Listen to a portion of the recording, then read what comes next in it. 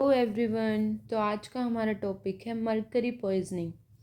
Mercury क्या होता है? एक इनऑर्गेनिक मेटेलिक इरिटेंट है। अब इसकी तीन फॉर्म होती हैं। First is elemental, inorganic and organic. अगर हम इसके टॉक्सिक कंपाउंड्स की बात करें तो वो इनऑर्गेनिक सॉल्ट या फिर ऑर्गेनिक सॉल्ट दो में डिवाइडेड हैं। इनऑर्गेनिक सॉल्ट्स कौन से होते हैं? Mercuric chloride, mercuric sulphide, mercurius chloride. Organic में आते हैं methyl mercury, di methyl mercury और इथाइल मरकरी। अब अगर हम इसके मरकरी की यूज़ की बात करें तो वो मेडिसिन में भी यूज़ होता है, एज डिसइंफेक्टेंट्स होता है, डेंटल एमेलगम की यूज़ तरह होता है, डायूरेटिक्स की तरह हम यूज़ कर सकते हैं, या फिर ट्रीटमेंट ऑफ सिफिलिस में भी।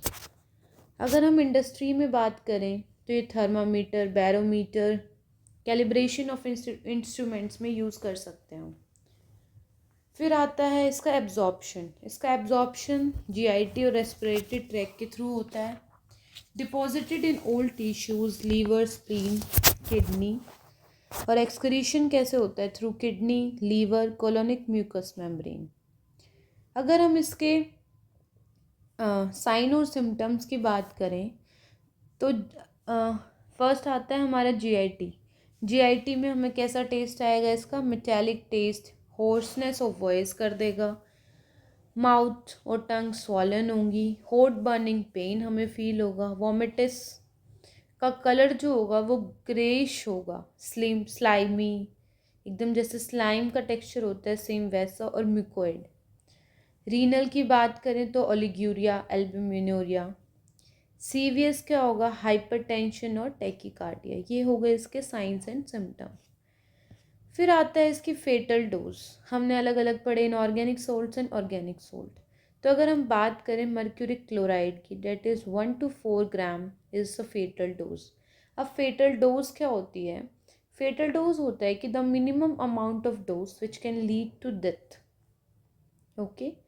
मिथाइल मरकरी 10 to 60 mg/kg और मरकरी वेपर इज 10 mg/m³। फिर आते हैं फेटल पीरियड। फेटल पीरियड उस इतना मिनिमम टाइम कि एक इंसान की डेथ हो जाए, that is 3 to 5 days।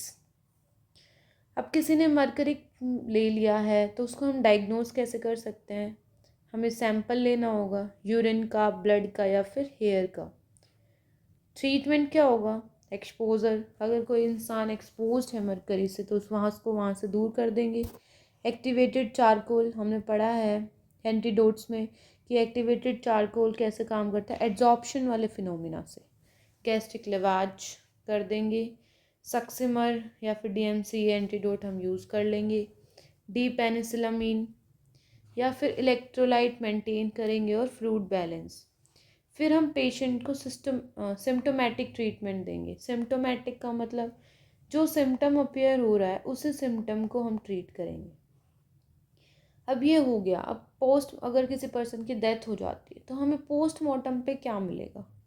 Body look इवेसिकेटेड, GIT infiltration मिलेगी हमें, कंजेशन मिलेगा, किडनी में क्या होगा? डैमेज मिलेगा, लीवर भी कंजेस्टेड मिलेगा, हार्ट फैटी डिजनरेशन हमें वहाँ दिखेगी।